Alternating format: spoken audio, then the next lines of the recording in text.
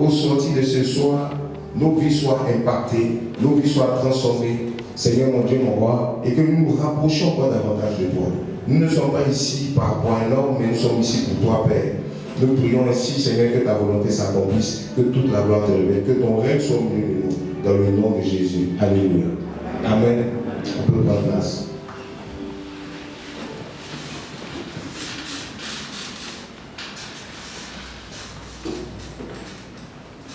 Il a les paroles de la vie de Dieu véritable.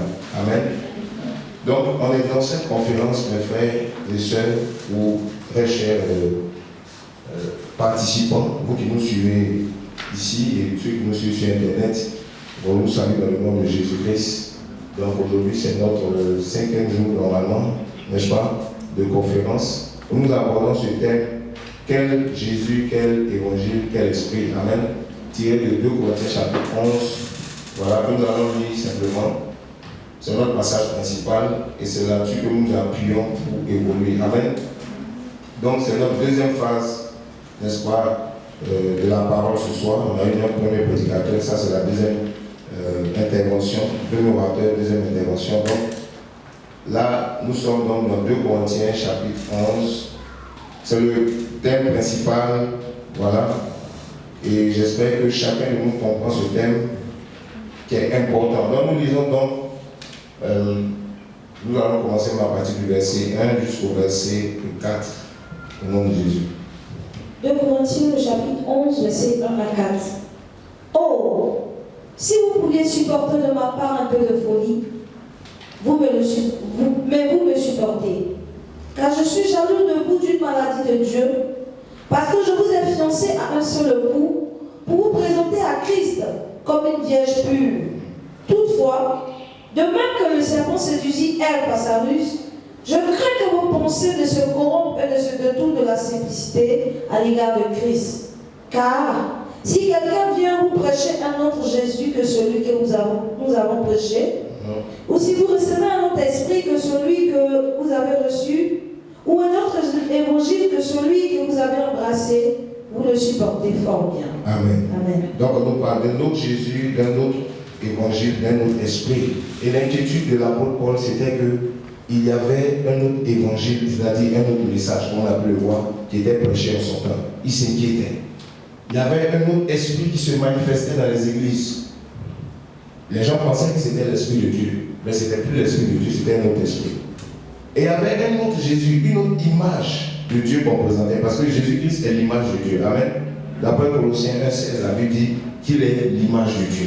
Donc, on présentait un autre Jésus, c'était l'image d'un autre Dieu, c'était une idole. Amen. C'est plus le Dieu véritable, c'est un autre Dieu qu'on présente. Et c'est cet autre Dieu-là qu'on adore dans l'église. Alléluia. Et tout est lié.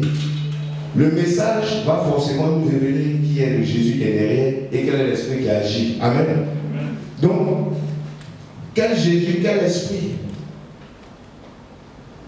quel évangile on prêche à notre époque aujourd'hui, c'est une préoccupation qui doit tous nous intéresser. Si nous sommes chrétiens, et même si nous ne sommes pas chrétiens, mais que nous nous intéressons aux choses de la Bible, c'est important pour nous de discerner quel est le Jésus, parce qu'aujourd'hui il y a plusieurs Jésus.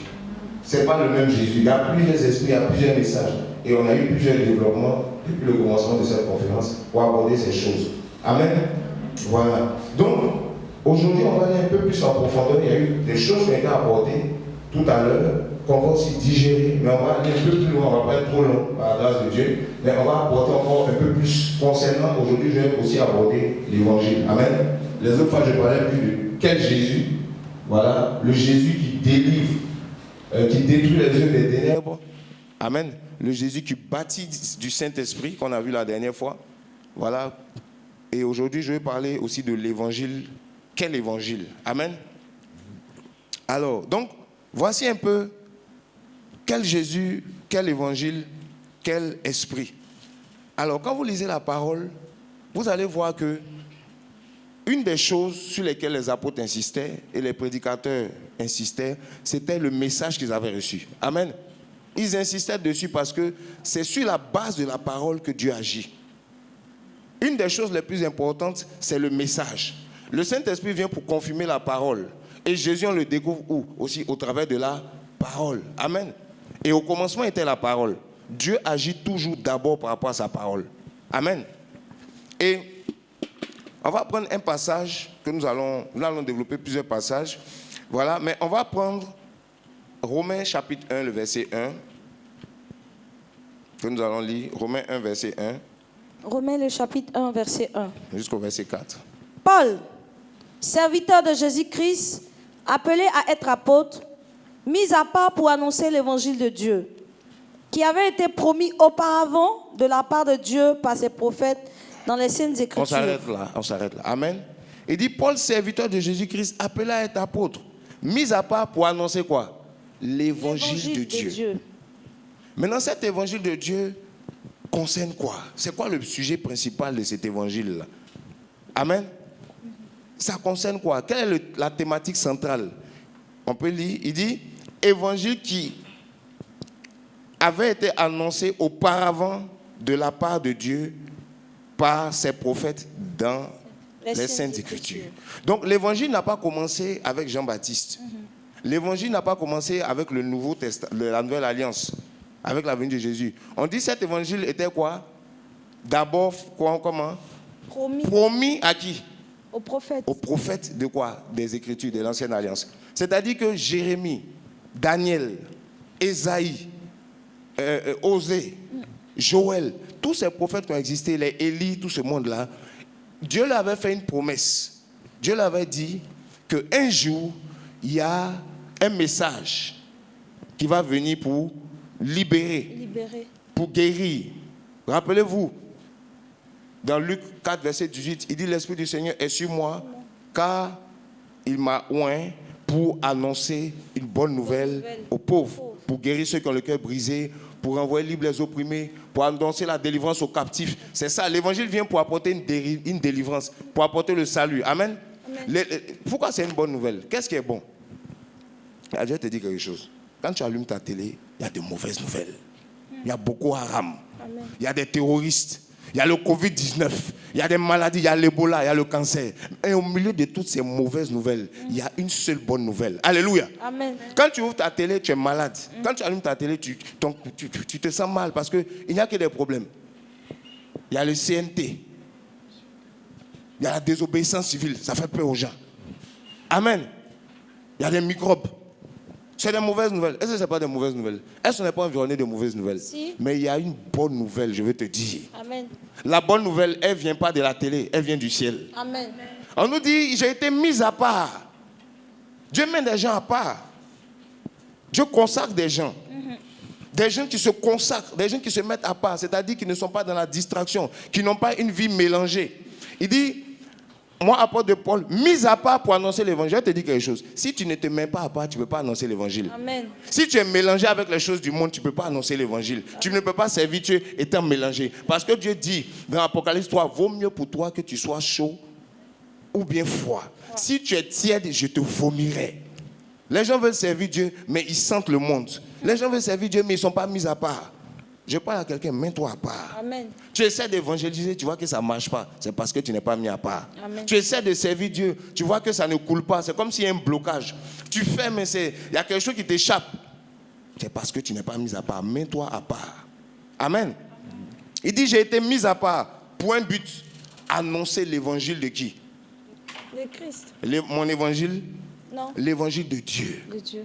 L'évangile est l'évangile de Christ ou l'évangile de Dieu. Pourquoi? Parce que la bonne nouvelle ne vient pas de la terre, ne vient pas de la télé. Cette bonne nouvelle, c'est Dieu qui l'envoie en réponse à tous les problèmes que nous vivons sur la terre. Amen. Amen.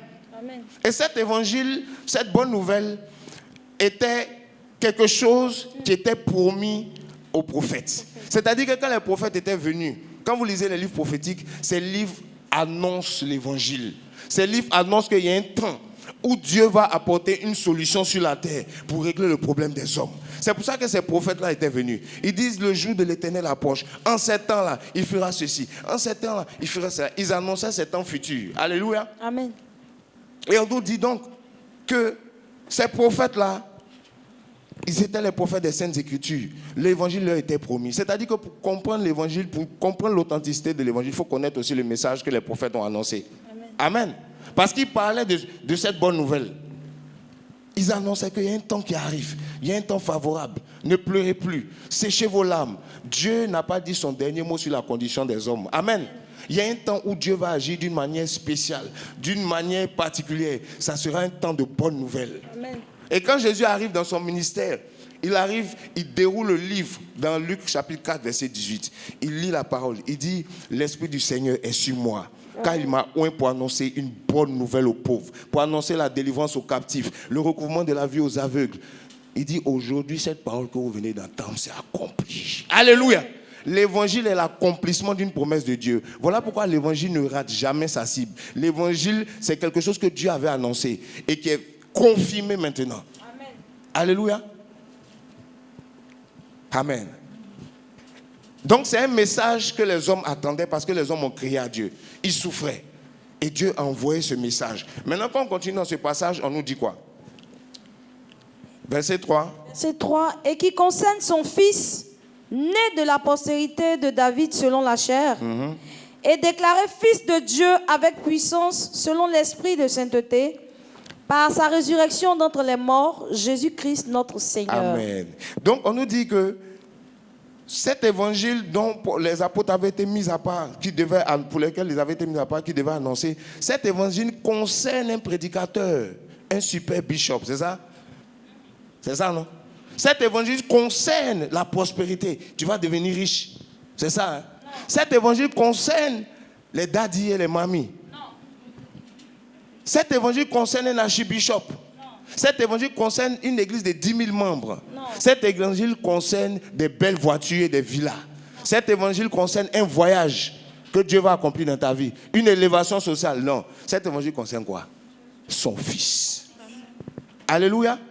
L'évangile concerne une seule personne. Il y a un seul thème qui est le thème central de l'évangile, c'est Jésus-Christ.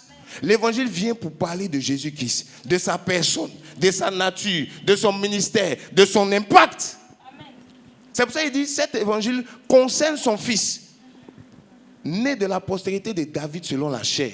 Ça, c'est le fils de l'homme, c'est le Jésus humain. C'est le Jésus qui est venu mourir à la croix. C'est le Jésus qu'on pouvait attraper, qu'on pouvait frapper, qu'on pouvait percer. Ce Jésus-Christ-là, il meurt. Ce Jésus-Christ-là, il est faible. Ce Jésus-Christ-là, il est humain.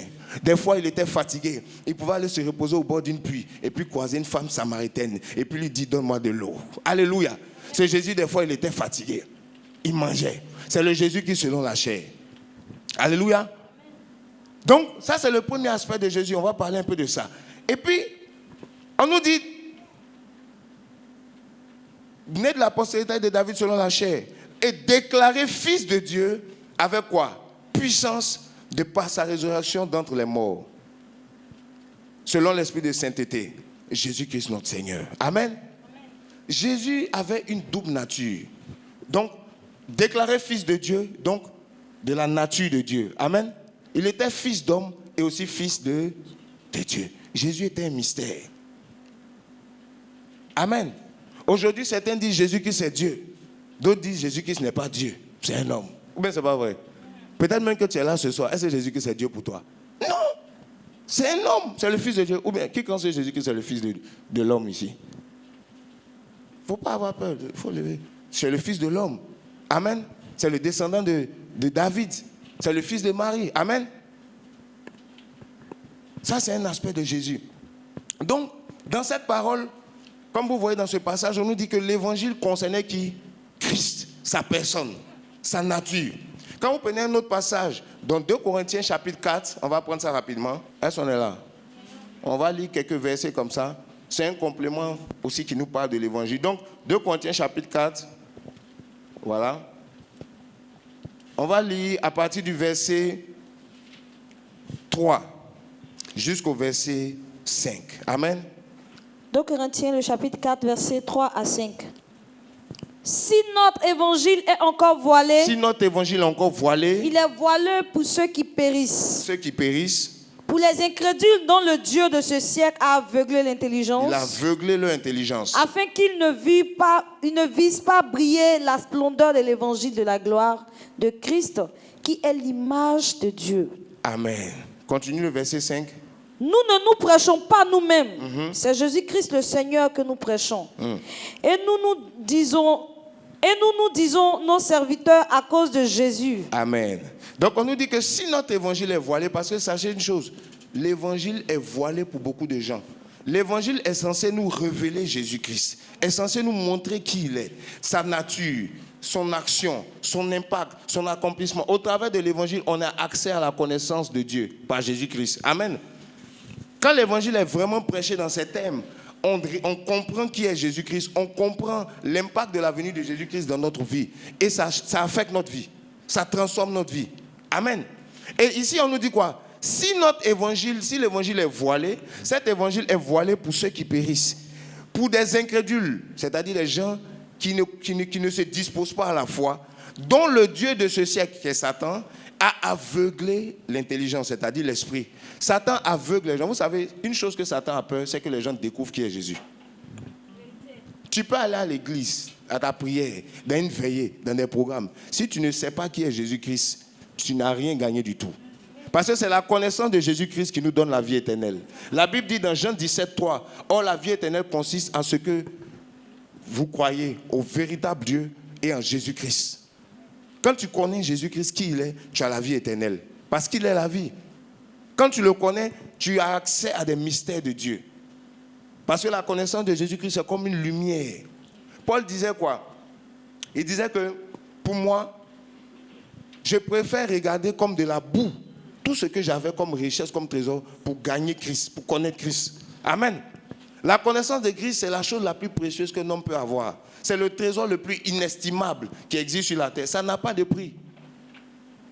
Satan voile les gens, pas par rapport à l'argent, par rapport à l'évangile. Il n'empêche pas les gens d'avoir l'argent, Satan. Il ne se bat pas pour ça. Si tu as l'argent, est-ce que ça t'empêche d'être sous son emprise? Mais non. Si tu voyages, ça fait quoi à Satan? Ça n'empêche pas d'agir dans ta vie.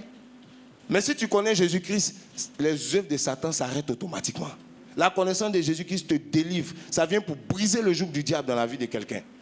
Donc ce qui effraie Satan, c'est que nous connaissions qui? Christ. Voici pourquoi nous dans ce passage, si notre évangile est voilé, il est pour ceux qui se périssent. Donc le Dieu de ce siècle, Satan, aveugle l'intelligence pour qu'ils ne voient pas briller la splendeur de l'évangile de Christ, qui est l'image de Dieu. Jésus-Christ est l'image de Dieu. C'est-à-dire que quand tu veux voir Dieu, c'est qui tu vois?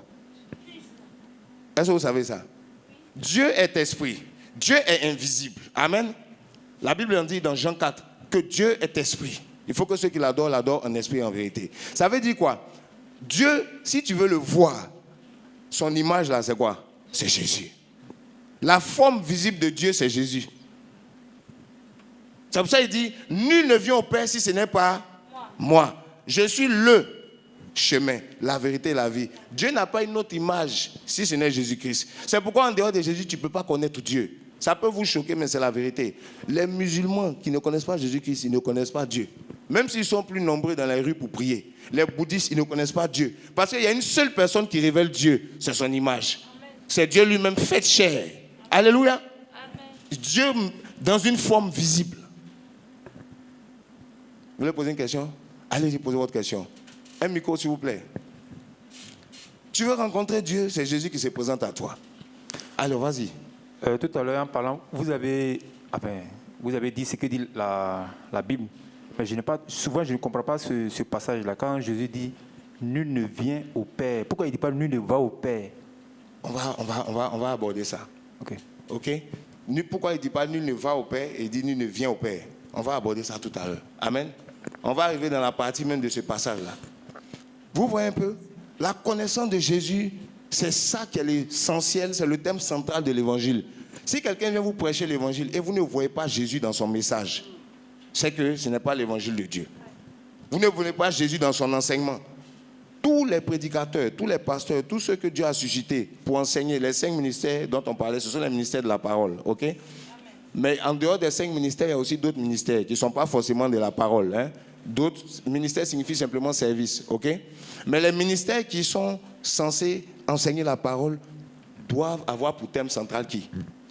Depuis qu'on a commencé ce programme, vous entendez parler de qui? Jésus. C'est Jésus. Parce qu'on doit le remettre à sa place. Amen. Quand Jésus est dans le message est puissant. Quand Jésus est dans le message est accompagné. Pourquoi? Parce que Jésus-Christ est le thème central et la puissance de Dieu, l'Esprit de Dieu agit avec le message de Jésus-Christ. C'est pour ça dans Apocalypse 19, verset 10, la Bible dit quoi? L'esprit de la prophétie, c'est le témoignage de Jésus. L'esprit qui agit derrière les prophéties, qui agit derrière les prophètes, qui agit derrière les miracles, c'est l'esprit qui vient pour glorifier Jésus. Amen. Donc vous voyez un peu, c'est le thème central. Et on nous dit que dans le passage, on avait un peu plus tôt, de l'autre côté, on nous dit quoi? Que cet évangile était promis aux prophètes. Amen. Promis aux prophètes. Et on va prendre un passage dans 1 Pierre 1, verset 10 à 12. On est en train de parler de l'évangile. Amen. On est en train de voir que l'évangile n'a pas commencé avec Jean-Baptiste. On est en train de voir que l'évangile était déjà dans l'ancienne alliance. C'était une promesse de Dieu. Amen. Le peuple avait crié à Dieu. Le peuple était désemparé. Dieu leur envoyait des prophètes. Dieu leur envoyait des messagers. Dieu leur envoyait des juges. Des gens qui étaient oints comme Samson pour les aider. Des gens comme Jephthé. Des guerriers. Vous voyez, comme Gédéon. Mais le problème, dès que ces juges-là partaient, le problème revenait encore. Le peuple n'arrivait pas à vivre une délivrance, un soulagement total. Et Dieu disait, bon, il y a un temps qui arrive, je vais vous envoyer une solution. Alléluia. Tu peux lire ce passage? 1 Pierre, le chapitre 1, verset 10 à 12. Les prophètes qui ont prophétisé, touchant la grâce qui vous était réservée, ont fait de ce salut l'objet de leurs recherches et de leurs investigations. Amen. Voulant sonder l'époque et les circonstances marquées par l'Esprit de Dieu qui était en eux et qui attestait d'avance les souffrances de Christ et la gloire dont elles seraient suivies. Il leur fut révélé que ce n'était pas pour eux-mêmes, mais pour vous qu'ils étaient des dispensateurs de ces choses, que vous ont annoncé maintenant ceux qui ont prêché l'Évangile par le Saint-Esprit envoyé du ciel, et dans lesquels les anges désirent plonger les regards. Amen. On dit les prophètes qui ont prophétisé, touchant la grâce qui vous était réservée. Parce que nous sommes sauvés par grâce. C'est par grâce que nous sommes sauvés par le moyen de la foi. Amen. Donc dans l'évangile, on voit la grâce de Dieu, on voit le salut, on voit l'amour de Dieu, on voit la croix, on voit ce message d'espoir. Amen. Mais la Bible dit que les prophètes de l'ancienne alliance qui ont prophétisé concernant l'évangile, concernant la grâce qui était réservée pour nous, ils ont fait de cette grâce-là l'objet de leurs recherches. Ils essayaient de comprendre, de sonder, voilà, de leurs recherches et de leur investigation, voulant sonder l'époque. Ils voulaient connaître l'époque et les circonstances marquées par l'Esprit de Christ qui était en eux. Ils avaient le Saint-Esprit. Amen. Ils étaient oints. Donc quand l'Esprit tombait sur eux, ils commençaient à avoir des visions. Il y en a qui vont dire, je vois un rejeton se lever. Je vois un fils nous est donné. Ça, c'était Esaïe. Il prend des temps de jeûne, il prie pour comprendre les temps et les époques de ce que Dieu va faire, comme une sentinelle. Et quand il prie, on lui dit, un fils nous est donné. La domination reposera sur son épaule. On l'appellera admirable conseiller, Dieu puissant. Mais il ne sait pas quand ça va arriver. Mais ça parle de Jésus. Alléluia. Il s'est dit, il prie encore. On dit la Vierge tombera enceinte. Donc il reçoit des signes qu'à un temps marqué, il y a une bonne nouvelle. Il y a un miracle qui va s'accomplir. Il y a un mystère qui va venir. Il y a quelque chose que Dieu va faire que Dieu n'a jamais fait avant pour venir soulager l'humanité. Jérémie priait, il avait des indices. Ésaïe priait, il avait d'autres indices. Les prophètes voyaient ces choses, mais ils ne pouvaient pas sonder la période exacte. Ils avaient des signes. Alléluia. C'est pourquoi quand vous lisez les prophètes, vous allez voir que dans chaque livre des prophètes, ou dans chaque écrit des prophètes, il y a un aspect de Jésus-Christ qui ressort. On parle du fait qu'il va naître de manière miraculeuse. On dit cet enfant nous est né, on l'appellera Dieu puissant. On l'appellera Dieu au milieu de nous, Emmanuel. Ça, c'est les prophètes de l'ancienne alliance. Ils n'ont jamais croisé Jésus physiquement. Hein? Ou bien, mais ils le connaissaient. Et ils parlaient de lui. Et donc les gens s'attendaient à cette personne qui va venir. Mais on ne savait pas c'était qui. Alléluia. Ils savaient que Dieu allait envoyer quelqu'un, le Shiloh, mais ils ne savaient pas c'était qui. Et ils ne comprenaient pas aussi comment il allait se manifester, mais ils faisaient de ça l'objet de quoi? Leur recherche et leur investigation. Ils priaient pour ça. Parce que Dieu les avait avertis qu'il y a quelque chose qui arrive. On dit, ils voulaient souder les temps et les époques marquées par l'Esprit de Christ qui était en eux, qui attestait les souffrances. C'est pour ça qu'on dit quoi? Homme de douleur habitué à la souffrance. Ça, c'est Isaïe qui dit ça. Il parle de Jésus, il ne l'a jamais vu, mais il a vu les souffrances de Christ. Il a vu que le Sauveur qui va venir, c'est un homme de souffrance. Mais dans sa souffrance, il y aura la bénédiction, il y aura le relèvement, il y aura le salut pour l'humanité. Amen.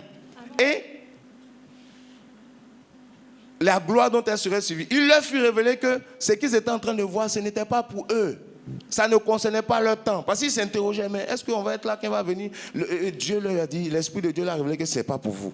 Mais la Bible dit, ce n'était pas pour eux, mais c'est pour nous. Il faut dire c'est pour moi. C'est pour ma génération.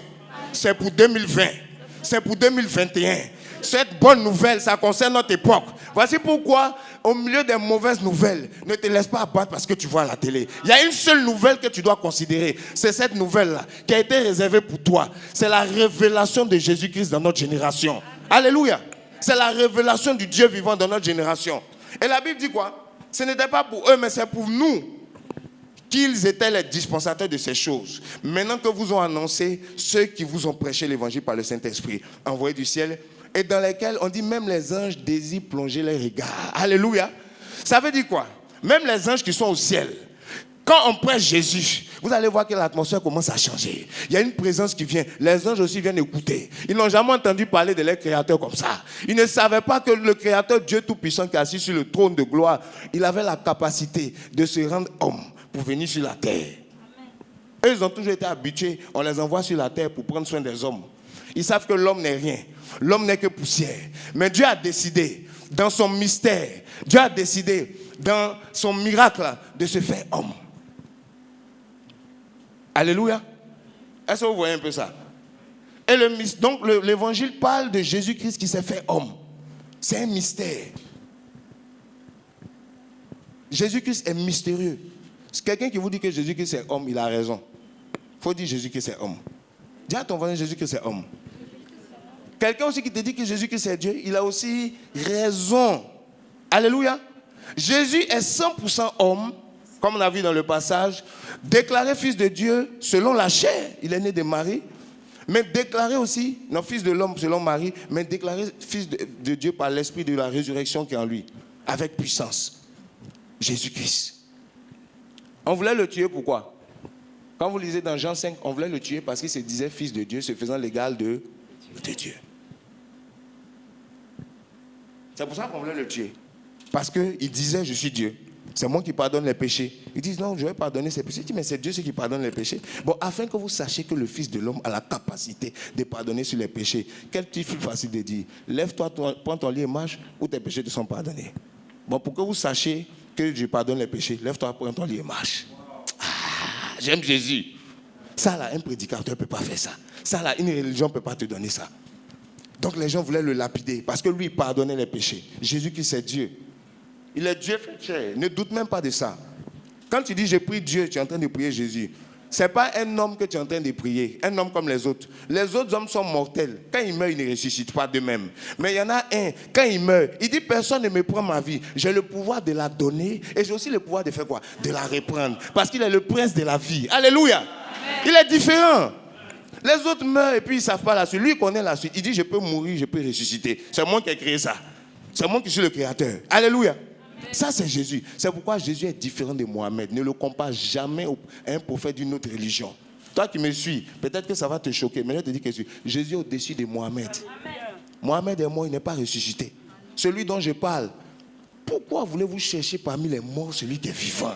Pourquoi voulez-vous comparer des morts à celui qui est vivant, qui vit d'éternité en éternité? Alléluia! Il s'est révélé à plus de 500 personnes après sa résurrection. Et jusqu'à aujourd'hui, il continue de se révéler aux gens. Il apparaît aux gens, il parle aux gens, il touche les gens, il guérit les gens, il leur donne une nouvelle destinée. Il est un Dieu vivant. Même si tu es dans ta chambre, même si tu es dans un endroit que personne ne te voit, il s'est rentré dans une porte fermée à clé. Alléluia. Ils étaient dans la chambre haute, ils avaient peur. Ils se sont barricadés parce qu'on les persécutait. La Bible dit au milieu du soir, il y a eu un vent et puis automatiquement il était là. La porte était fermée. Thomas l'avait dit, mais il dit, viens mettre ta main de mon côté, touche-moi. Voilà, c'est moi. Touché. Il a donné les preuves de sa résurrection. Alors, j'aime Jésus. Ça, c'est le Dieu que nous sommes en train de prier. Ça, c'est le Jésus de l'évangile. Alléluia. Ce n'est pas un Jésus de visa. Ce n'est pas un Jésus qui va venir toucher ta vie sociale. C'est un Jésus qui va te donner la révélation de Dieu. Qui va te donner la lumière de qui Dieu est. Quand tu le rencontres, quand tu entends parler, quand tu te laisses touché par sa lumière, tu es éclairé. Alléluia. Et donc, ils ont fait de ces recherches-là. Et à chaque fois, il y avait des révélations. Il y avait des bribes. Jésus a deux natures, mes frères. Il a le côté humain, le côté qu'on peut battre, le côté qu'on peut tuer, le côté qu'on peut crucifier. Mais il a aussi la nature divine en lui. Celui qui ne meurt pas. Tu le tues, mais il est là quand même. Amen. Celui qui vit d'éternité en éternité. C'est pour ça que Jean-Baptiste l'a vu. Jean-Baptiste a dit, moi je suis venu vous baptiser d'eau pour la repentance, mais à celui qui est plus grand que moi. Il était avant moi, mais il vient après moi. Ça, c'est quelle personne ça? Il était avant moi, c'est-à-dire qu'il existait avant moi, mais il vient après moi, c'est-à-dire que je suis son grand frère. Jean-Baptiste était plus âgé que Jésus-Christ de 6 mois. Selon la chair, c'est son cousin. Mais selon l'esprit, selon la divinité de Jésus, Jésus existe dès le commencement. Donc il dit, il vient après moi, mais avant. Vous voyez le langage, comment c'est bizarre? C'est ce Jésus-là dont on est en train de parler. Il vient avant, mais en même temps, il vient après. Il est l'alpha et il est l'oméga. Alléluia! Ça, c'est Jésus. Il dit avant moi, mais en même temps, il vient après moi. Et les gens disent, mais toi, tu parles de quoi? Tu es un jeune ici. Il dit, avant qu'Abraham ne fût, moi j'existe. On dit, tu n'as même pas encore 50 ans. Toi, tu étais avant Abraham. J'ai dit, avant qu'Abraham n'existe, moi j'existais avant ça. C'est comme ça que Jésus choquait les gens. Il était jeune selon la chair, mais il existe avant toute chose. Homme en même temps Dieu. C'est pourquoi, mes frères, ne discutez pas trop sur qui est Jésus avec les gens. Proposez-leur une chose, il faut le rencontrer. Il est vivant. Moi, j'ai rencontré Jésus. Ah, il m'a apparu dans ma chambre. C'est comme ça que j'ai commencé à le suivre. Voilà. Je vous parle du concret, là. Il est venu dans ma chambre. J'étais ma copine à l'époque. Il a mis fin à ça. Ah! Oui! C'était du direct. Il est venu, il a mis fin à ça. On a commencé une nouvelle relation, lui et moi. Une autre relation. Il a mis fin à ces trucs-là. Parce que quand je me suis rendu compte de sa nature, de sa pureté, et j'ai vu la femme avec qui j'étais, j'ai vu qu'on ne peut pas comparer ça. Ce n'est pas la même valeur. Quand tu rencontres le véritable, la Bible dit celui qui a rencontré, qui a croisé, qui a trouvé un trésor d'un chien, il fait quoi? Il va, il vend tout ce qu'il a, il vient acheter ce trésor et puis il habite là en même temps. C'est ce que j'ai fait. J'ai vendu ces filles-là. Je les ai troquées à cause du Jésus que j'ai reçu. Parce que j'ai rencontré le trésor. Alléluia! Si tu le rencontres, vends ce que tu as. Vends ses relations, ses copains, ses copines, ces gens qui t'emmènent en enfer. Il faut dealer avec ça. Et puis obtiens ce qui demeure éternellement. Ce Jésus-là, même s'il n'y a pas l'argent, il est là. Même si je suis vilain, il est là. Je grossis, il est là. Je maigris, il est là. Peu importe ma condition, il a dit, je ne t'abandonnerai jamais, je ne vous... Je suis avec vous tous les jours. En période de Covid-19, il est là. En période où il n'a pas l'argent, il est là. Avec ou sans travail, il est là. Il est fidèle. C'est de ça que tu as besoin. Tu n'as pas besoin d'une relation instable. Aujourd'hui, les gens sont avec toi en fonction de ton argent. Quand tu n'as pas l'argent, on te laisse. Quand tu parles, tu as des défauts, on t'abandonne. Non, il est avec toi. C'est un Dieu de proximité. Alléluia. Quand tu vis les combats là où les gens ne te comprennent pas, lui te comprend. C'est de ce Jésus dont je te parle. Il est proche, c'est Jésus. Alléluia. Donc, mes frères, ce Jésus-là, il a un côté humain. Le côté humain de Jésus parle de son sacrifice à la croix. Jésus selon la chair, Romains 1 qu'on a pris tout à l'heure. Sa mort pour nos péchés. Tout ce que les prédicateurs ont développé ces derniers temps concernant la repentance, le pardon des péchés, ça c'est le Jésus-Christ homme. Amen. Ce Jésus-là, tu as besoin d'entendre parler de lui pour comprendre la valeur de ta vie. Pourquoi? Dieu a tant aimé le monde, Jean 3,16, qu'il a donné son Fils unique, afin que quiconque croit en lui ne périsse point, mais ait la vie éternelle. Tu étais destiné à la mort à cause de ton péché. Tu étais destiné à la condamnation. Regarde, la Bible dit ce n'est pas à prix d'or, 1 Pierre 1,18, ni à prix d'argent que vous avez été rachetés. C'est-à-dire Dieu a estimé qu'on a mesuré le poids de ta vie, ça valait plus de 1000 milliards, ça valait plus de 1000 milliards. Ça valait le prix plus que tout l'or du monde. On dit ce n'est pas à prix d'or, c'est-à-dire quand tu estimes tout l'or du monde, quand on mesure pour te racheter, ça ne suffit pas. Tu prends l'argent de Bill Gates, ça ne suffit pas. Tu prends l'argent de Jeff Bezos, tous les milliardaires, les royaumes. Tu prends la caisse, la réserve de la BCRO, ça ne suffit pas pour te racheter. Le prix de ta vie, c'est tellement inestimable, c'est tellement élevé que la chose qui a le plus de valeur dans l'univers, c'est-à-dire la vie de Dieu, c'est-à-dire le titre de Dieu, il a décidé, la Bible dit, il a renoncé à son identité, il a renoncé à sa divinité à cause de toi, pour se rendre semblable à toi. Il a estimé que ta vie vaut tellement que l'argent ne peut pas, tout l'or du monde. Donc on dit, ce n'est pas à prix d'or, ce n'est pas à prix d'argent, ce n'est pas avec du diamant, ce n'est pas avec des pierres précieuses, mais c'est par le sang précieux de Christ. Une seule goutte du sang de Jésus, est-ce que tu sais combien ça coûte? Une seule goutte, 1 millilitre de son sang. Est-ce que tu connais la valeur de cela?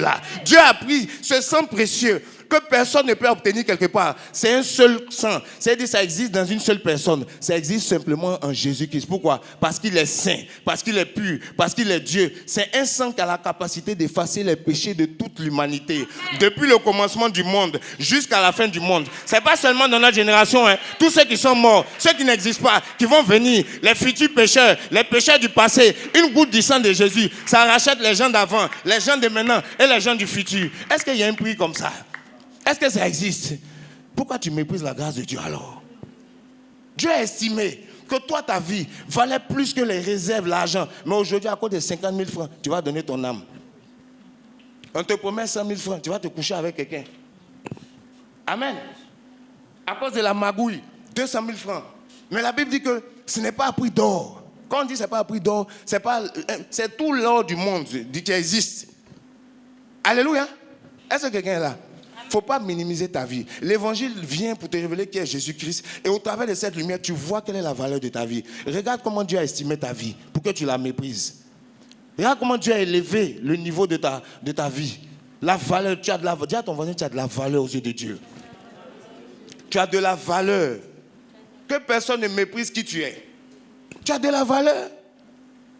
Ce n'est pas à prix ni d'or ni d'argent. Donc ne laisse personne t'éloigner de la grâce de Dieu. Ne laisse personne te détourner de l'évangile de Dieu. Si les gens disent que tu n'as pas de valeur, toi sache une chose, ce n'est pas à prix d'or ni d'argent, tu as de la valeur. Ton prix là, aucune banque ne peut payer ça. Ta vie, on peut pas. Qu'est-ce qui a pu te racheter? C'est le sang de Jésus. Amen. Ou bien vous n'êtes pas là? C'est la vérité. Je parle à quelqu'un qui était déprécié. Non, l'évangile vient pour te valoriser. Seulement, il faut quitter le péché. Seulement, il faut accepter de marcher selon ce Jésus-là. Donc, voici le sacrifice de Jésus-Christ. C'est l'amour de Dieu. C'est la compassion. C'est cette valeur que Jésus-Christ est venu nous donner. Dans l'évangile, on voit tout ça. Ce n'est pas à prix d'or ni d'argent que Jésus-Christ est venu. Aujourd'hui, on nous prêche que celui qui est pauvre, il est malade. La pauvreté est une maladie. Ça, ce n'est pas l'évangile. La Bible dit que Jésus est venu annoncer une bonne nouvelle aux pauvres, non? Dieu cible les pauvres. Si les pauvres n'existaient pas, il n'allait pas les cibler. La bonne nouvelle, c'est pour ceux qui sont pauvres d'abord, nous donner de l'espoir. Mais la bonne nouvelle, ce n'est pas venir dire à celui qui est pauvre qu'il est malade. Ce n'est pas venir casser les... Comme les gens sont frustrés à cause de ce faux message qui vient pour élever seulement ceux qui ont l'argent et pour rabaisser que ceux qui sont pauvres. Combien de gens ont quitté des communautés parce qu'on les a minimisés, on les a blessés à cause de leurs conditions sociales? Parce qu'ils n'ont pas l'argent. Parce qu'ils n'ont pas assez de moyens, parce qu'ils n'ont pas une voiture. Quand on te prêche, ça te donne toujours envie sur le voisin qui est riche. Ça, ce n'est pas l'évangile. Amen. Est-ce que vous êtes là?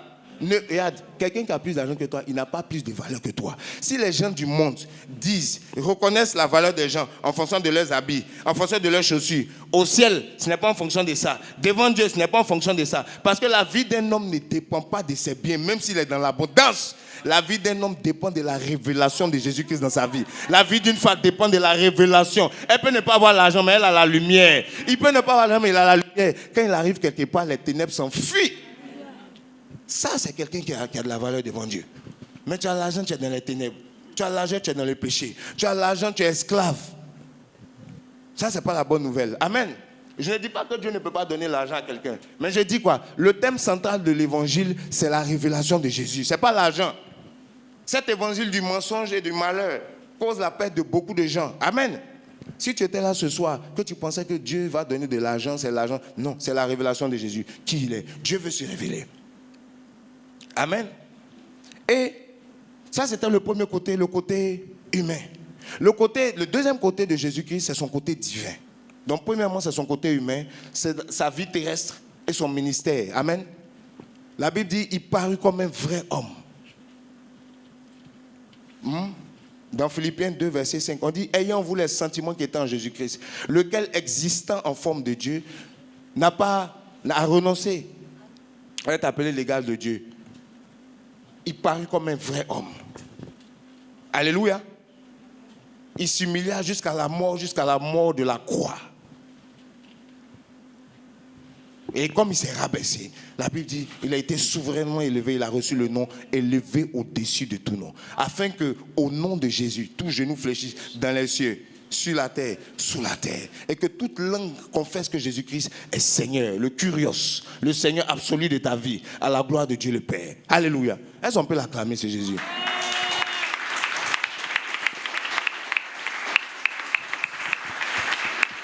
Alléluia.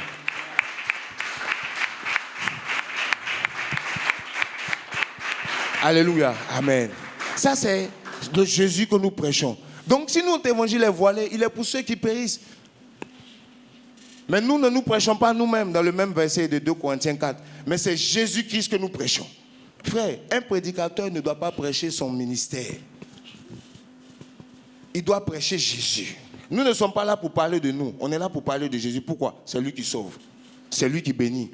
C'est lui qui restaure. C'est lui qui envoie la conversion. C'est lui qui change la vie de quelqu'un. Amen. Si vous le présentez aux gens, les gens vont se convertir réellement. Mais si vous prêchez vos églises, on dit d'aller faire l'évangélisation. Ah, il faut venir chez nous. Hein. Ça, c'est l'évangélisation qu'elle a. Hein. Viens prier nous. On a des programmes les mercredis, les dimanches et les vendredis. On fait des veillées 2 fois dans le mois. Viens chez nous. Donc voilà la prédication des chrétiens d'aujourd'hui. Combien c'est faux? Il y a prière, il faut venir, tu as prié. Toi, tu es là, tu ne pries pas. Viens prier. Il vient, il prie, mais il ne change pas. Et tu t'étonnes, mais comment il vient prier? Ça va aller où? Regardez, les chrétiens ne savent plus présenter Jésus aux gens.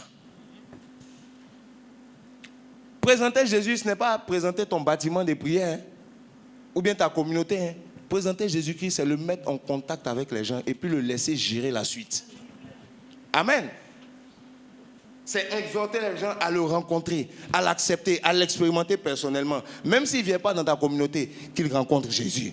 S'il rencontre Jésus, il saura pourquoi il faut venir dans ta communauté.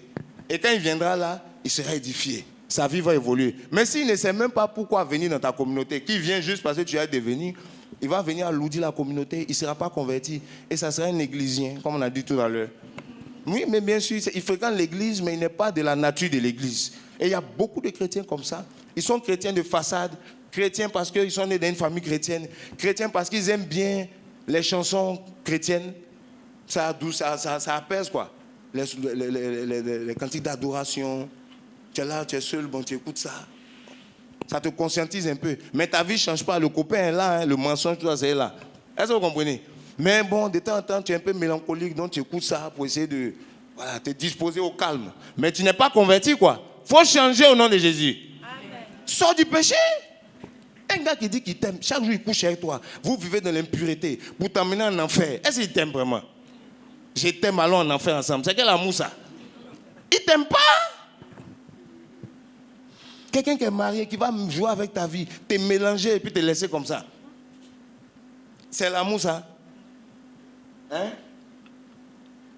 Dieu a tant aimé le monde qu'il a donné sa vie afin que quiconque croit aille où ça? Au paradis. Quand tu aimes quelqu'un, tu l'emmènes au paradis. C'est ça l'amour de Dieu. C'est ça le vrai amour. Si tu aimes quelqu'un, tu vas vouloir son bien. Or, son bien, le meilleur, la chose la mieux que tu peux espérer pour quelqu'un, c'est que son âme soit sauvée. Tu ne vas pas aller coucher avec une fille que tu aimes pour l'emmener en enfer si elle n'est pas ta femme. Ou bien, est-ce que ce n'est pas logique ce qu'il dit? Tu ne vas pas aller détruire un foyer d'un monsieur que tu dis que tu aimes, qui est déjà marié. Si tu l'aimes vraiment, tu le laisses dans son foyer. Et puis tu cherches pour toi, si tu n'es pas encore marié. Ça, c'est l'amour véritable. Mais tu ne l'aimes pas. Là, c'est la sorcellerie que tu fais là. Pour tuer une famille. Amen. Est-ce que c'est pas là quelqu'un? Donc, il faut changer. Voilà. Vous dites amen, mais après, quand même, vous partez appeler les gens, continuez votre truc. Il faut arrêter. Vous voyez, arrêtez de vous tromper vous-même. L'évangile vient pour changer la vie de l'homme. Jésus est venu tracer un chemin de droiture, un chemin de vérité. Amen. Et on évolue, ça va répondre maintenant à la question de notre frère. Quand vous prenez dans Jean 14, à partir du verset 6, on va lire. Là, on est en train de parler maintenant de Jésus-Christ en tant que Dieu. Amen. On a fini de parler de son humanité, le sacrifice, l'amour. Il était faible. Il parut comme un simple homme. Amen. Il était homme, mais pas un homme simple. Un homme qui cachait en lui la nature de Dieu. Un homme qui avait en lui l'essence de Dieu. C'est pour ça que Jésus est différent des autres. Alors, Jean 14, verset 6. Jean 14, verset 6. Jésus lui dit, je suis le chemin, la vérité et la vie. Nul ne vient au Père que par moi. Amen. Continue. Si vous me connaissiez, vous connaîtrez aussi mon Père. Et dès maintenant, vous le connaissez et vous l'avez vu. Continue. Philippe lui dit, Seigneur, montre-nous le Père et cela nous suffit. Je lui dis, il y a si longtemps que je suis avec vous et tu ne m'as pas connu, Philippe. Celui qui m'a vu a vu le Père. Comment dis-tu, montre-nous le Père? Amen. Amen. Est-ce qu'on peut acclamer la parole de Dieu? Alléluia. Cette petite conversation que Jésus a eue avec ses disciples nous révèle sa divinité. Vous voyez, Jésus va leur parler, il va leur dire, je m'en vais dans peu de temps. Et vous connaissez le chemin. Non, il dit, mais non, ce n'est pas le chemin. Je vais leur dire, je suis le chemin, la vérité et la vie. Nul ne vient au Père si ce n'est pas moi. Il n'a pas dit ni ne va au Père, il a ni dit ne vient au Père. On va comprendre pourquoi. Et il dit maintenant, si vous me connaissez, vous connaîtrez aussi mon Père. Et dès maintenant, où je vous parle, comme on cause comme ça, vous le connaissez, vous l'avez connu. Donc, Philippe lui dit maintenant, mais Seigneur, montre-nous le Père, cela nous suffit. Tu parles du Père, nous on ne le voit pas. Mais Jésus dit, il y a si longtemps que je, le Père, moi, je suis avec vous et tu ne m'as pas encore connu, Philippe. Celui qui m'a vu a vu le Père. Comment tu peux demander encore après le Père? C'est lui qui est devant toi. C'est de ça que Jésus parlait. Quand Jésus disait, nul ne vient au Père, c'est-à-dire nul ne vient à moi. Parce que si c'est lui le Père, il ne va pas te dire, va au Père. Viens au Père. Parce que moi qui parle, je suis le Père. Donc il y a si longtemps que je suis avec vous, vous n'avez pas connu. Donc Jésus est le Fils, en même temps il est quoi? Il est l'alpha, en même temps il est quoi? Il est l'homme, en même temps il est quoi? Il est de l'eau, en même temps il est quoi? Du feu. C'est ça Jésus. Il est un agneau, en même temps il est un lion. C'est de ça qu'on est en train de parler. Est-ce que ton regard ne change pas sur Jésus en ce moment? Mais je vous parle de quelque chose. Jésus, il est une chose, en même temps il est l'autre chose. C'est pas et où. Il est le lion, en même temps il est l'agneau. Il est de l'eau, en même temps il est du feu. Il est le commencement, en même temps il est la fin. Il est l'homme, en même temps il est Dieu. Alléluia. Ça c'est Jésus. Quand tu le comprends comme ça, les choses sont claires. Parce qu'en mathématiques, 1 plus 1 égale à 2. Mais en Jésus, 1 plus 1 égale à 1. Parce que le Père, le Fils, le Saint-Esprit égale à Dieu. Le lion plus l'agneau, c'est égal à Dieu. L'alpha plus l'oméga, c'est égal à... C'est le même Dieu. Si on te dit il est au commencement, c'est vrai. Si on te dit il est à la fin, c'est aussi vrai. Si on te dit c'est un homme, c'est vrai. Si on te dit il est Dieu, c'est aussi vrai. Ceux qui ne le connaissent pas comme ça, quand on leur dit qu'il est l'homme, ils disent d'accord, il est l'homme, c'est un prophète. On dit il est Dieu. Ils disent pourquoi il est Dieu? Mais il est Dieu parce qu'il est en même temps une chose et l'autre. C'est ça le mystère de Jésus. Les autres n'ont pas la capacité d'être un homme en même temps qu'un Dieu. Les anges sont des anges, les hommes sont des hommes. Mais le Créateur, s'il veut, il prend la forme de la créature. Quand c'est nécessaire, il paraît comme un homme. Il se manifeste comme un homme. Et puis après, il retourne dans sa fonction de Dieu. J'aime Jésus. Est-ce que ce n'est pas vrai? Mais regardez, Jésus a créé des éléments. Jésus a créé de l'eau. L'eau là, des fois c'est de la vapeur. C'est quand même quoi? De l'eau. Des fois c'est de la glace. C'est de l'eau. Des fois c'est de l'eau, c'est de liquide. Tu peux boire, c'est de l'eau. Des fois c'est l'eau chaude, c'est l'eau froide, c'est de l'eau. C'est la glace, c'est la vapeur. Moi aussi Dieu a créé quelque chose qui peut changer de forme. Mais c'est la même nature. Pourquoi lui il ne peut pas prendre plusieurs formes pour se manifester? Pourquoi lui il ne peut pas paraître comme un homme s'il veut? Pourquoi? Ou bien c'est faux? Jésus-Christ c'est Dieu, il est aussi homme. Alléluia. Vous voyez? Et c'est ça l'évangile, c'est ça le mystère qui fait que ceux qui n'ont pas le Saint-Esprit trouvent difficile à comprendre. Peut-être que tu m'écoutes aujourd'hui, tu dis mais il parle de quoi même? Je te parle du véritable Jésus de la Bible. Paul dit, il dit j'ai été mis à part pour prêcher l'évangile de Dieu qui concerne son Fils. né de la postérité de David, selon la chair, mais déclaré fils de Dieu, non pas selon la chair, mais selon l'esprit de la résurrection, l'esprit de sainteté, l'esprit de gloire, le Tout-Puissant, Jésus-Christ, le Dieu véritable. Donc quand vous allez écouter des fois, vous avez l'impression qu'il parle de Jésus comme un homme. Mais en même temps, ils parlent de lui comme Dieu. Quand vous écoutez la Bible, des fois quand Jésus parle, il dit, je suis le fils de l'homme, moi qui vous parle. Des fois aussi quand il parle, il dit, vous m'appelez Seigneur, vous dites bien car je le suis. Moi, on ne comprend plus son langage. Il dit, quiconque l'a vu a vu le Père. Mais en même temps, il dit, je vous conduirai au Père. On ne comprend rien. C'est comme ça. Il parle en même temps comme un homme, en même temps il parle comme un Dieu. Si tu as le Saint-Esprit, tu vas comprendre ça. Tu vas jauger ça. Tu vas évoluer avec ça. Tu vas voir que c'est le même, il ne change pas. Il est le même hier, aujourd'hui, éternellement. Il n'a jamais cessé d'être Dieu. Il a toujours été Dieu. Même avant de venir, comme Jean a dit, il dit avant que je vienne, il était là. Et puis en même temps, il vient après moi. Les gens disent, mais Jean, il est bizarre. Puisqu'il vivait dans le désert, on dit qu'il mangeait des sauterelles et il buvait du miel sauvage. Ils ont dit qu'il est fou.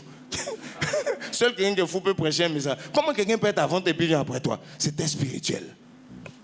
Jésus. Mes amis, rencontrez ce Jésus. Ce Jésus-là, il se manifeste puissamment. Ce Jésus-là, il ne reste pas seulement dans la théorie, il est aussi un Dieu palpable, un Dieu d'action. Amen. Voilà. Donc c'est tout ce que je voulais partager avec nous ce soir. Dans 2 Colossiens 2,9, on nous dit ceci. Colossiens chapitre 2, verset 9. Tu peux nous lire ça, s'il te plaît? Colossiens 2, 9. Est-ce que tu es béni ce soir? Amen. Par rapport à l'évangile, la révélation de Jésus dans l'évangile, la lumière de Dieu. Amen. Amen. Vas-y, si tu peux. Colossiens le chapitre 2, verset 9. 9. Car en lui habite corporellement toute la plénitude de la divinité. Amen. Amen. On dit en lui habite quoi? Partiellement un peu de la divinité. On dit quoi? En lui habite Toutes. Corporellement, c'est-à-dire sous une forme d'un corps, c'est-à-dire d'une forme visible. Dieu est esprit, hein, mais Dieu a voulu... Regardez, les hommes ne pouvaient pas voir Dieu parce que les hommes étaient tellement charnels. Vous voyez? L'homme croit en ce qu'il voit. Dans 1 Samuel 16, verset 7, la Bible dit quoi? Dieu considère le cœur, mais l'homme considère l'apparence. Amen. Donc, nous, tant qu'on n'a pas vu des choses, c'est difficile de croire. C'est pour ça que les gens disent, mais montre-moi un signe, comme ça on va croire que c'est toi. Donc, on aime voir les choses. Dieu envoyait sa parole. Les gens venaient donner des messages. Voilà ce que Dieu attend de vous. Répentez-vous, sanctifiez-vous. Les gens recevaient la parole. Alléluia. Mais ils avaient quand même de l'incrédulité. Amen. Les gens recevaient la parole. C'était une parole véritable. Quand ça venait, ça cognait les gens. Les gens se repentaient. Mais après, comme ils ne voyaient rien, ils retournaient encore. Dieu dit cette fois, je vais manifester ma parole en chair. Ma parole ne va pas seulement être envoyée dans la bouche des prophètes, mais moi-même, je vais m'incarner en tant que parole faite chair. La Bible dit que la parole a été faite chair. Dis à ton voisin, la parole a été faite chair. Dieu a été fait chair. Il est descendu lui-même. La parole du commencement, la parole de la création. Celui qui peut dire à une tempête, arrête-toi et ça s'arrête. Celui qui peut marcher sur les eaux. Il maîtrise les éléments de la nature. Celui qui a créé le vent, le ciel. Celui qui a inventé la vie. Il dit, je suis la résurrection et la vie. Alléluia. Il a décidé de descendre. Au commencement, dans Jean 1, il est la parole du commencement. La parole qui était au commencement. Dans Jean 2, il est celui qui change l'eau en vin. Alléluia. Dans Jean 3, il est celui qui parle de la nouvelle naissance. Alléluia. Dans Jean 4, mon frère, il est ce Dieu-là que les gens ont regardé. Ils se sont dit, mais c'est qui ça? Il parlait comme personne n'a jamais parlé. Alléluia. Le Dieu véritable. Il a décidé de se faire chair. Amen. La parole était envoyée, mais elle n'était pas faite chair. Les gens minimisaient cette parole. Ils croyaient pour un temps. Dieu dit, bon, là, il faut que je descende moi-même. Il faut que la parole soit faite chair. Alléluia. Et il s'incarne dans un homme.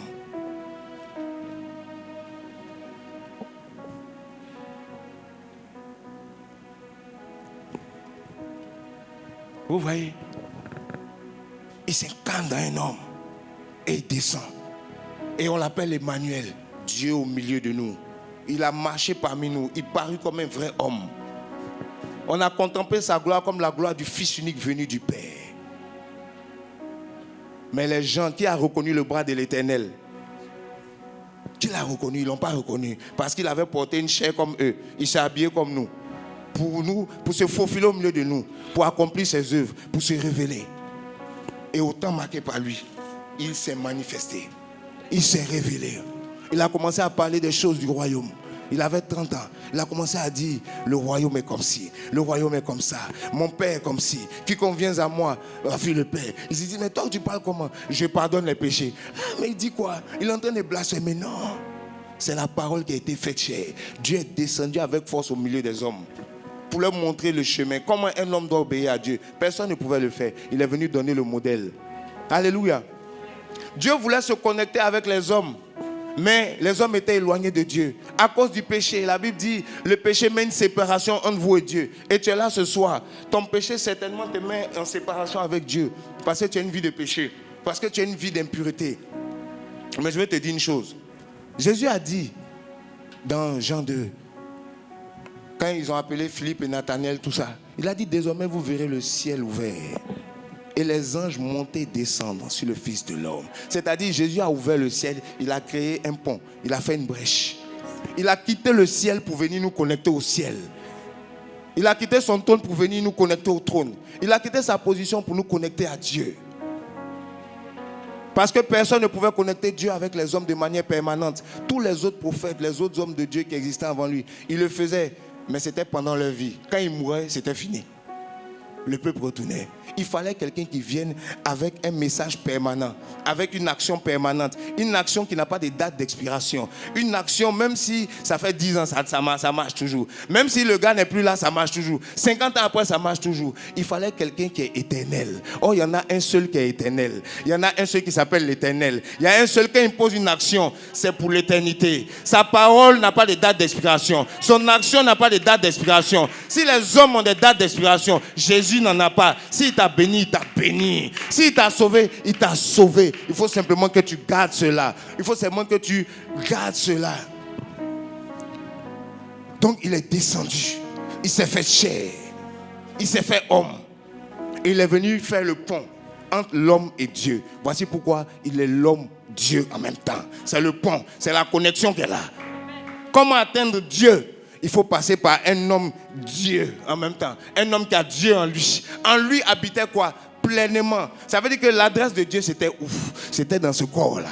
En ce temps-là, quand les démons le voyaient, eux-mêmes ils commençaient, qu'est-ce que tu veux nous faire? Ils le connaissaient. Ils savaient que c'est leur créateur qui est descendu. L'habitude, il y avait des prophètes. Aucun démon ne s'est manifesté devant un prophète. Même ceux qui ont divisé la mer, il n'y a pas un démon qui est venu dire, qu'est-ce que tu es venu nous faire? On te connaît. Mais lui, il arrivait quelque part. Avant même qu'il parle, eux-mêmes, ils commencent à se dénoncer. Ils sont paniqués. Les sorciers sont paniqués. Les démons sont paniqués. Eux-mêmes, ils se jettent à terre. Qu'est-ce que tu es venu nous faire? Parce qu'ils reconnaissent en lui l'autorité au-dessus des autorités. Le Dieu au-dessus des dieux. Alléluia. Et je veux dire à quelqu'un, s'il y a une force qui agit dans ta vie, il y a une force au-dessus des forces. S'il y a un nom qui te fait peur, il y a un nom élevé au-dessus de tous les noms. Le nom de Jésus. Le nom du Dieu vivant. Le nom qui délivre. Le nom qui brise les œuvres des ténèbres. Alléluia. Et c'est gratuit. Il ne va jamais prendre ton argent avant de faire quelque chose dans ta vie. Il le fait par amour. Dieu a tant aimé le monde qu'il s'est donné. Dieu donne. Il y a plus de bonheur à donner qu'à recevoir.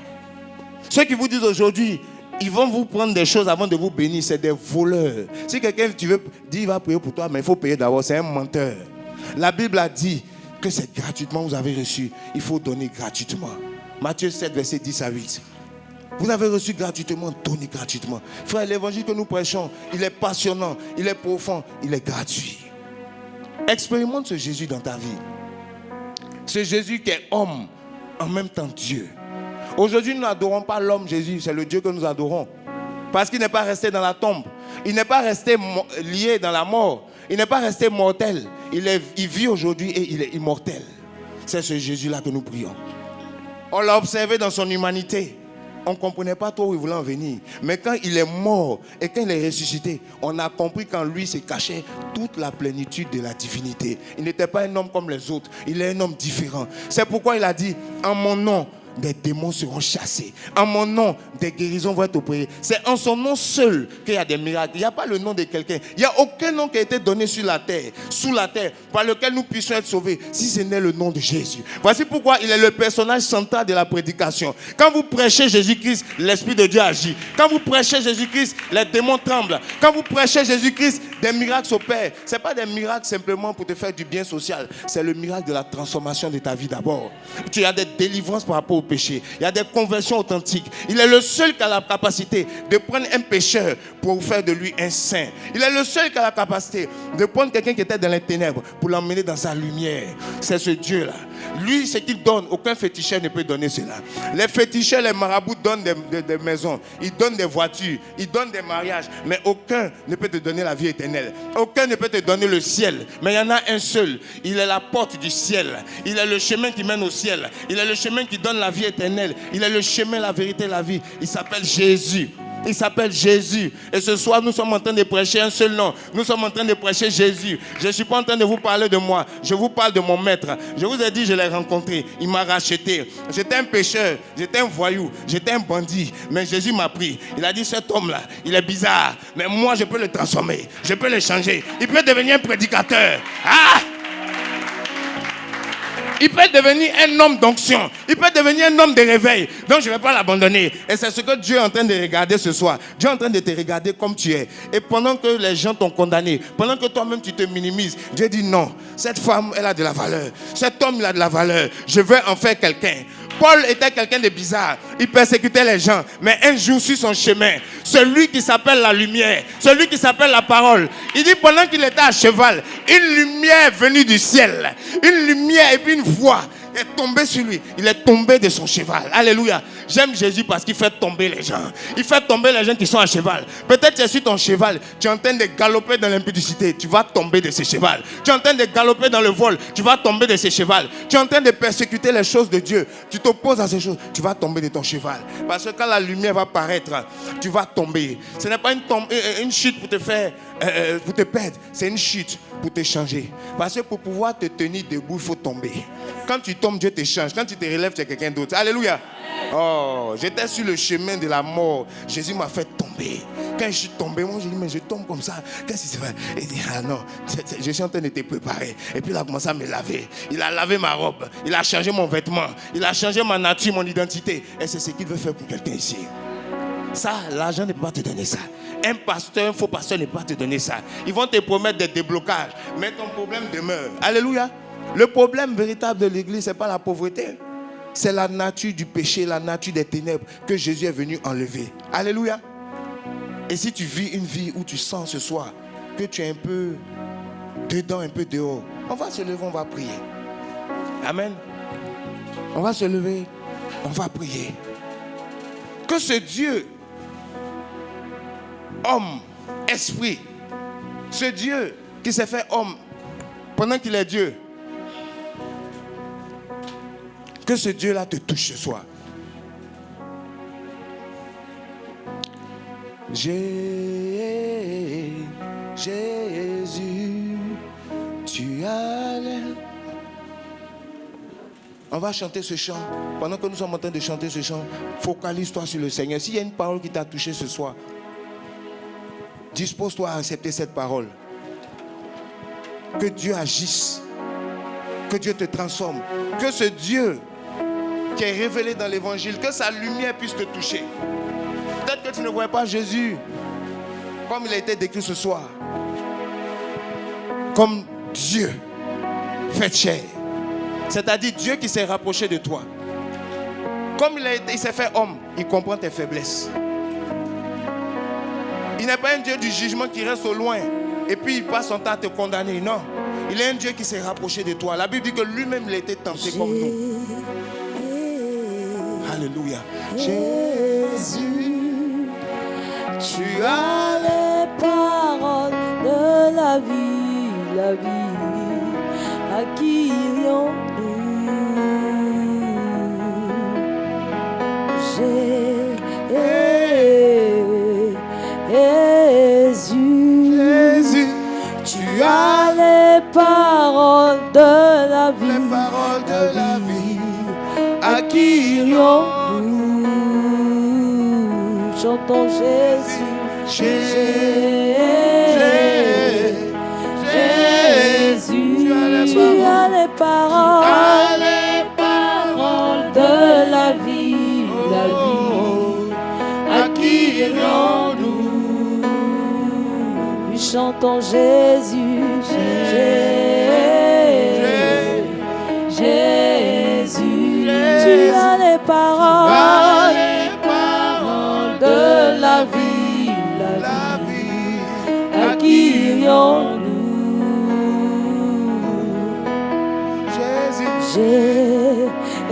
Seigneur, nous t'invoquons ce soir. Jésus, Toi qui es le Dieu de la parole, tu as les parole faite chair. paroles de la vie, la vie. à qui irions-nous si ce n'est à toi? Ce soir, nous venons devant toi avec nos vies, Seigneur. Oui, à qui irions-nous? À qui irions-nous, Seigneur? À qui Tu irions-nous? as les paroles de la vie. Tu as les paroles qui délivrent. Oh, À qui irions-nous? à qui irions-nous? Oui, à qui Oh irions-nous? Yahweh, à qui irions-nous? À qui irions-nous? Jésus, à qui irions-nous? À qui irions-nous? Tu as les paroles de la vie, Seigneur. À qui irions-nous? Tu as les paroles qui sauvent. À qui irions-nous? Tu as les paroles de l'espoir, Jésus. À qui irions-nous? Seigneur, passe sur nos vies. À qui une seule parole suffit pour changer nos vies, Seigneur. À qui irions-nous? À qui irions-nous? À qui irions-nous? Jésus, tu as les paroles oh, de la les vie. paroles de la vie. À qui irions-nous? Oh Jésus, c'est un chant qui est en train de l'appeler, qui est en train de l'invoquer, qui te parle ce soir. Tu te parle là où tu es. paroles de la vie. Lui qui est la parole faite chair. À qui irions-nous?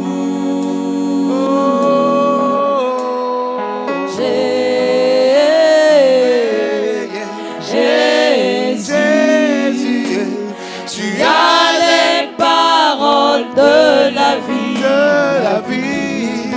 À qui irions-nous? Pendant que nous sommes en train de chanter comme ça, le Seigneur a commencé déjà à parler avec des personnes au milieu de nous ce soir, à toucher des gens ce soir.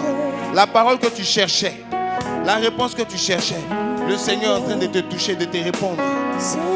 Parce qu'il est un Dieu vivant. Tu sais, il n'est pas loin. Il n'est pas loin comme tu pensais. Il est le Dieu de proximité. Il est le Dieu qui est descendu. Il est le Dieu qui est venu pour se rapprocher de toi, pour te toucher personnellement, pour te racheter de ta condition antérieure, mais aussi pour te bénir, pour te conduire dans sa sainteté. Je veux dire à quelqu'un ce soir, tu sais, tu as vécu des situations où tu t'es senti incapable. Tu as vécu des situations où tu t'es senti impuissant, impuissante. Mais le Dieu que nous prions ce soir, il dit ce n'est ni par ta force, ce n'est ni par ta puissance à toi, mais c'est par son esprit. C'est par son esprit qui veut te transformer. C'est par son esprit qui veut te changer. C'est par son esprit qui veut t'utiliser. C'est par son esprit qui veut accomplir les choses qu'il t'a promises. Ce n'est pas par tes propres forces. Arrête de lutter de toi-même. Invoque-le. Il y a une parole que Dieu me donne pour quelqu'un. Il dit, invoque-moi au jour de la détresse et je te répondrai. Invoque-moi quand tu te sens en difficulté et je te répondrai. Invoque-moi là où il y a le danger et je te répondrai. Ne m'invoque pas après. Invoque-moi maintenant. Invoque-moi quand il y a la complication, il y a la difficulté. Invoque-moi. Il dit, c'est par mon esprit. Voilà pourquoi le Saint-Esprit veut confirmer dans la vie de quelqu'un, veut toucher quelqu'un au nom de Jésus. Au nom de Jésus, au nom de Jésus, les problèmes, les difficultés que tu as vécues, Dieu veut te rendre forte là où tu étais faible. Dieu veut te rendre fort là où tu étais faible. Pas par ta puissance, mais par son esprit. Pendant que nous sommes en train de prier, la main de Dieu est en train de toucher quelqu'un. L'onction de Dieu est en train de descendre sur quelqu'un. Tu pensais que c'était par tes forces. Ce n'est pas par tes forces. L'œuvre que Dieu veut faire avec toi, ce n'est pas par tes forces. Ce n'est pas par tes forces. C'est par son esprit. Reçois ça au nom de Jésus. Fire. Alléluia. Alléluia. Alléluia. Ceux qui sont saisis, emmenez-les devant ici, s'il vous plaît. Emmenez-les. La main de Dieu est descendue fortement. Emmenez ceux qui sont touchés, qui sont saisis par l'Esprit de Dieu. Je veux leur imposer les mains. Aidez, s'il vous plaît, les protocoles, s'il vous plaît. Au nom de Jésus. La main de Dieu est descendue dans cette salle avec force. La main de Dieu est descendue dans cette salle avec force. Dans ce séminaire, dans ce programme, il y a des vies que Dieu veut changer. Il y a des personnes que Dieu veut visiter. Il y a des personnes que Dieu veut mettre à part pour annoncer son évangile, pour annoncer sa parole. Il y a des personnes que Dieu veut mettre à part. Dieu veut changer ta vie. Dieu dit tu es mise à part. Ta vie m'appartient. Ta vie n'est pas entre les mains du diable. Voilà pourquoi le démon qui est dans ta vie va partir. Si tu es venu ici, que tu avais un lien, ce lien est brisé. Au nom de Jésus. Ce lien est brisé. Ce lien est brisé. Ce lien est brisé. Au nom de Jésus. Tu repars libre au nom de Jésus. Tu repars libre au nom de Jésus. Sois libre au nom de Jésus. Sois libre au nom de Jésus. Au nom de Jésus. Au nom de Jésus. Fire. Alléluia. Regardez. Moi, je ne vous connais pas. Amen. Mais le Saint-Esprit vous connaît. C'est lui-même qui va toucher les gens. Et il n'a pas changé. C'est pourquoi dispose-toi à sa présence. Ne regarde pas, ce n'est pas un spectacle que nous faisons ici. Dispose-toi à sa présence.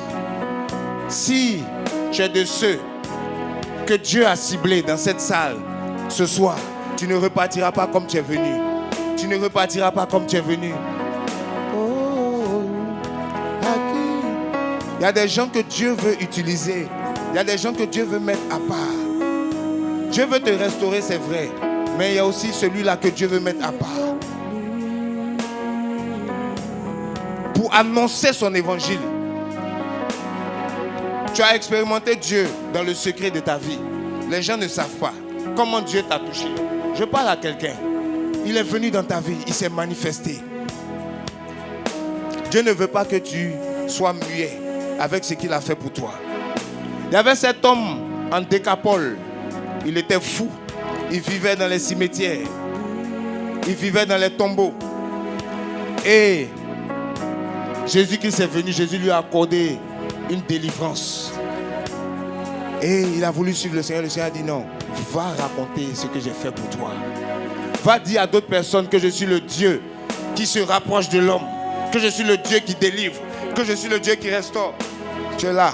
Dieu t'a délivré. Dieu t'a guéri. Dieu veut que tu annonces sa parole. S'il t'a délivré, c'est pour te faire du bien, mais c'est pour aussi un témoignage. C'est pour que ton témoignage bénéficie à d'autres personnes. Tu ne peux pas te cacher avec ce que Dieu a fait pour toi. Pourquoi tu veux paraître pour ce que tu n'es pas? Alors que tu es un enfant de Dieu. Alors que tu es une femme que Dieu a touchée. Alors que tu es un homme que Dieu a touché. Ce soir, la main de Dieu est en train de descendre ici. Ce n'est pas un esprit de timidité que nous avons reçu. Au travail, dans la rue, dans ta famille. Alléluia. Accueillons-nous. Pendant ce temps de conférence, Dieu veut aussi toucher des personnes.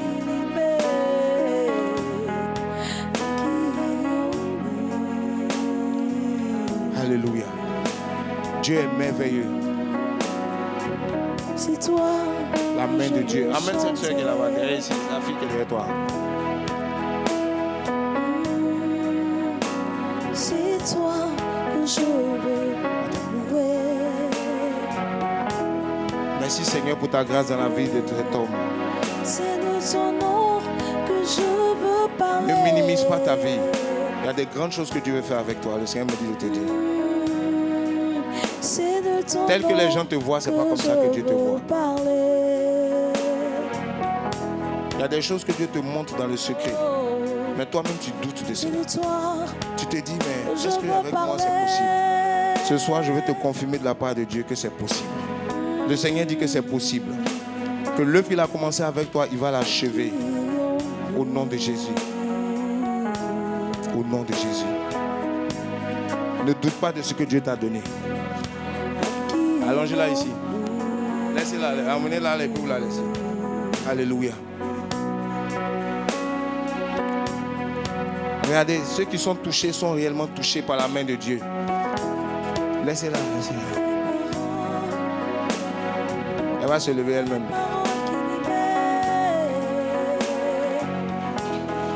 Viens ici, viens. Seigneur, je te dis merci pour la vie de cette femme. Merci pour ta grâce dans sa vie. C'est le Seigneur qui t'a permis de venir ce soir.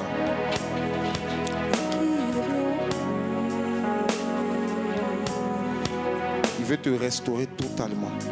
Ne te vois pas, ne te minimise pas par rapport à ton passé, par rapport aux choses que tu as vécues. Satan t'a réclamé, Satan agit dans ta vie, mais Dieu aussi veut agir dans ta vie. Et ce soir, pendant qu'on était en train de prier, la main de Dieu est descendue sur toi. Donc son idée est descendue sur toi. C'est pour briser tout joug de l'ennemi dans ta vie. Et pour te propulser de l'avant. Parce que Dieu veut faire quelque chose dans ta vie. Voilà pourquoi je brise toute œuvre des ténèbres dans ta vie. Sors d'elle au nom de Jésus. Lâche sa vie. Sors d'elle. Sors d'elle. Sors. Sors. Sors. Sors d'elle au nom de Jésus. Quitte sa vie. Quitte sa vie. Il y a une délivrance. Je chasse tout esprit impur dans ta vie au nom de Jésus-Christ. L'esprit qui te retenait captif, qui t'avait enchaîné, que tu ne pouvais pas avancer. Aujourd'hui tu pries, demain tu ne pries pas. Aujourd'hui tu crois en Dieu, demain tu es instable. Dieu te libère ce soir au nom de Jésus. Dieu te libère. Sors d'elle. Sors. C'est un démon, il s'en va maintenant. Sors d'elle. Et tu ne reviens plus. Quitte sa vie. Je te commande. Tu ne reviens plus au nom de Jésus. C'est Dieu même qui est en train de faire votre délivrance. Au nom de Jésus, tu lâches sa vie. Serpent, sors d'elle. Tu lâches sa vie et tu ne reviens plus. Lâche-la. Tu pars avec tes œuvres. Je brise le pacte, l'alliance que tu as établie avec elle. Peu importe ce sur quoi ça a été basé, je brise cela. Elle est libre ce soir. Au nom de Jésus. Au nom de Jésus. Tu sors d'elle, tu vas. Et tu ne reviens plus. Au nom de Jésus. Alléluia. Alléluia. Oh, accueillons-nous. Accueillons-nous, Yahweh. Accueillons-nous. Alléluia. Jésus-Christ est Seigneur. Alléluia. À lui soit la gloire.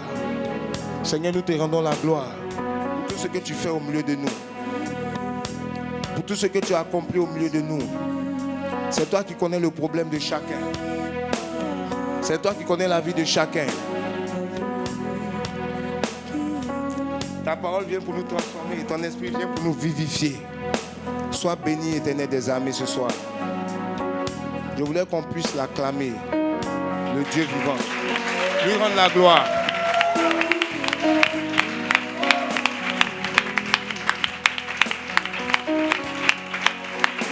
Accueillons-nous.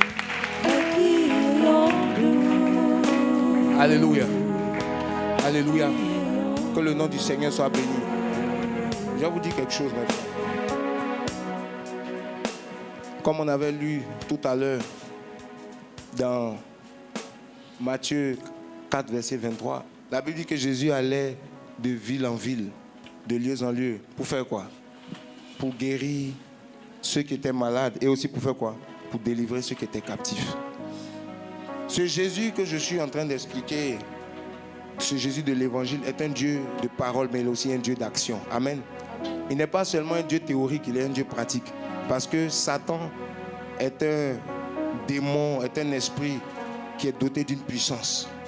Et s'il n'y a pas la puissance de Dieu dans l'évangile, Il y a un passage dans Romains 1, verset 16. Je n'ai point honte de l'évangile, car c'est la puissance de Dieu pour le salut de quiconque croit. Il y a une puissance dans l'évangile. Dans l'évangile, il y a la puissance de Dieu aussi qui se manifeste pour libérer, pour restaurer. Alléluia. Si tu vis une captivité, cherche la puissance de Dieu qui va te libérer. Ça peut être chez toi à la maison, ça peut être pendant une prière, ça peut arriver de n'importe quelle manière que Dieu a prévu. Amen. Mais Dieu aussi délivre les gens. Dieu aussi impacte les gens par son esprit. Et il n'est pas mort. Il a dit là où 2 ou 3 sont invoqués, sont réunis en mon nom, je fais quoi? Je suis là. Et s'il est là, qu'est-ce qu'il peut faire? Il peut faire ce qu'il a dit. Il peut bénir, il peut oindre, il peut délivrer, il peut changer des vies. Il y a des personnes ce soir, leur vie change. Dieu les impacte. On va prier pour un dernier sujet. Et puis, on va se laisser. C'est un temps où Dieu aussi veut déverser sa présence sur des gens. Dieu veut te remplir de son esprit. Dieu veut oindre de son esprit. Pendant que nous sommes là, que l'onction de Dieu vienne sur tous ceux qui en ont besoin maintenant. Que l'Esprit de Dieu vienne sur tous ceux qui en ont besoin maintenant. Que l'onction de Dieu vienne maintenant sur tous ceux-là qui en ont besoin. Tous ceux qui sont ciblés par le Saint-Esprit ce soir. En tant qu'enfant de Dieu, en tant que serviteur de Dieu, en tant que servant de Dieu. Que l'onction de Dieu vienne sur toi maintenant. Que l'onction de Dieu t'impacte maintenant, là où tu es. Que l'onction de Dieu te remplisse. Que l'onction de Dieu te touche. Si tu étais venu vide, que tu sois restauré. Si tu étais venu abattu, que tu sois relevé. Si tu étais venu vraiment, tu doutais, que Dieu te donne l'assurance, la confirmation des choses de ce qu'il veut faire dans ta vie ce soir, par sa présence. Que cette grâce t'accompagne à la maison. Que cette grâce t'accompagne pendant tout ce programme et même au-delà, au nom de Jésus. Et que la main de Dieu t'accompagne. Que toute œuvre de l'ennemi dans ta vie soit un échec au nom de Jésus. Que ta vie soit bénie. Et que la vérité, la justice de Dieu soit ton partage au nom de Jésus. Que tout piège du diable, tu puisses en triompher. Et la montagne qui était devant toi, qu'elle se lève et qu'elle se jette dans la mer. Que ton chemin soit dégagé dans le nom de Jésus. Que Dieu vous bénisse ce soir. Alléluia.